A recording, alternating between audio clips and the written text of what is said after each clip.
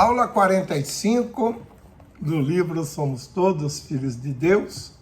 E hoje vamos falar de um assunto polêmico. Línguas estranhas é a voz do engano dentro das igrejas. Vamos então a esse estudo.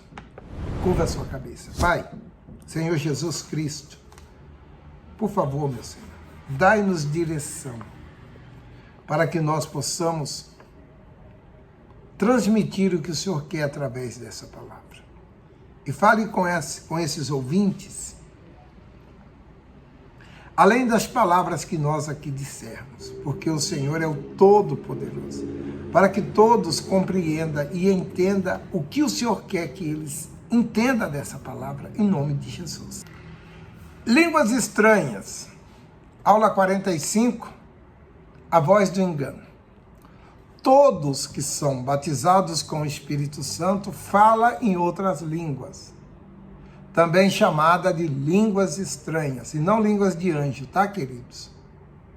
Nenhum ser humano fala em línguas de anjo, tá certo? Para que fique bem claro isso. O apóstolo Paulo, certa vez, ele disse lá em Coríntios 13, ainda que eu falasse na língua dos anjos, ele jamais disse que ele falou em língua de anjo. É língua de homens, língua de homens. A gente costuma dizer que são línguas, tem até delas que são línguas mortas, que já não se usa mais neste mundo. E, por exemplo, os filisteus, é uma língua, a língua dos filisteus, que já não se usa mais porque não tem mais filisteu. Acabou essa nação. Então pode ser a língua dos filisteus, dos medos, dos parta, dos elemitas. São essas línguas. Pode ser também o inglês, o português, dialetos. Aí Deus usa conforme Ele quer. Porque quem consente, quem permite é Ele, mas quem fala é você. Mas nem todos os que falam em línguas estranhas são batizados com o Espírito Santo. Espíritos enganadores são forças do mal, mais ativa entre os evangélicos. Eles têm inspirado doutrinas com aparências bíblicas e, com isso, têm arrastado muitos para o abismo. Já vi pessoas possuídas por espírito imundo falando em línguas estranhas, profetizando e até descrevendo vidas privadas de pessoa ao seu redor. Esse negócio é um perigo, hein? Profecia. Você sabe o que é uma profecia, amiga? Deixa eu deixar bem claro para você. Não é eu dizer que você vai casar, que você vai ganhar na loteria, que você vai morrer. Isso não é profecia, isso é adivinhação. Profecia é isso aqui, ó. Tudo que está escrito aqui é uma profecia. A Bíblia Sagrada. Aqui dentro é o livro das profecias. Saiu disso aqui é adivinhação. Vocês entenderam agora o que é profecia? Pregação da palavra de Deus. Deus, ele disse que vai te curar. Isso é uma profecia. Ele disse que vai te abençoar. Isso é uma profecia. Ele disse que não é bom que você viva sozinho. Isso também é uma profecia. Ele disse que ele vai te levar para o céu. Você vai ter a vida eterna. Isso é uma profecia.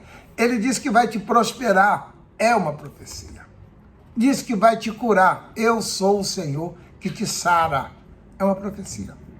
Profecia está escrito na palavra de Deus. Não se admite, se eu afirmar que a maioria dos crentes tem sido iludidas, achando que é batizada com o Espírito Santo, porque falam em outras línguas. Não se pode subestimar o campo de atuação dos espíritos imundos. Eles falam e entendem qualquer idioma, dialeto da face da terra. Se fala numa língua e é estranha aos nossos ouvidos, durante a reunião de louvor, quem pode dizer que aquele linguajar é de Deus ou não? Mas no meio de milhares de pessoas, Como saber quem está falando na língua de Deus e quem está falando na língua do diabo? A prova mais clara de que uma pessoa foi batizada com o Espírito Santo são os frutos que ela produz. A partir dali, a sua consideração para com o semelhante, alegria, paz, caráter divino, são alguns dos mais evidentes. Frutos que você pode gerar. Frutos e fé, pois, para Deus, quem somos é mais importante do que o que fazemos. Os frutos diz respeito ao caráter cristão, o que a pessoa é diante de Deus e do semelhante. Por outro lado, a fé trata-se de dons do Espírito Santo e diz respeito às obras em si. Sobre isso, o Senhor Jesus disse, lá em Mateus 7, 22 e 23. Muitos me dirão naquele dia, Senhor, Senhor, não profetizamos em teu nome? Em teu nome não expulsamos demônios? Em teu nome não fizemos muitas maravilhas? E lhe dirão abertamente, nunca vos conheci, apartai-vos de mim, vós que praticais iniquidade. Isso está no livro de Mateus, no capítulo 7, no versos 22 e 23. Aqueles que verdadeiramente foram selados pelo Espírito Santo, não apenas são diferentes, mas eles fazem a diferença. Muitas vezes, os falsos batizados apresentam um tipo de fé conquistadora, mas o seu comportamento é reprovável. E é por isso que, apesar de muitos falarem em outras línguas, o crescimento do reino de Deus na terra tem sido tímido. Se realmente tivesse sido batizados, a obra de Deus no mundo seria diferente do que tem sido. Não havia intrigas, difamação, invejas, interesse puramente pessoais, péssimos testemunhos dentro das igrejas. O livro de Atos, o apóstolo Paulo mostra como era a vida dos batizados com o Espírito Santo na prática. Além de se engajarem na obra de divulgação da ressurreição do Senhor Jesus, em cada alma havia temor, unção divina, os mantinha praticamente ativos na obra de Deus. O Espírito de Deus neles o impelia a agir a fé em benefício do reino de Deus. Tinha disposição para ir onde Deus mandasse. Esse era o clima da igreja primitiva.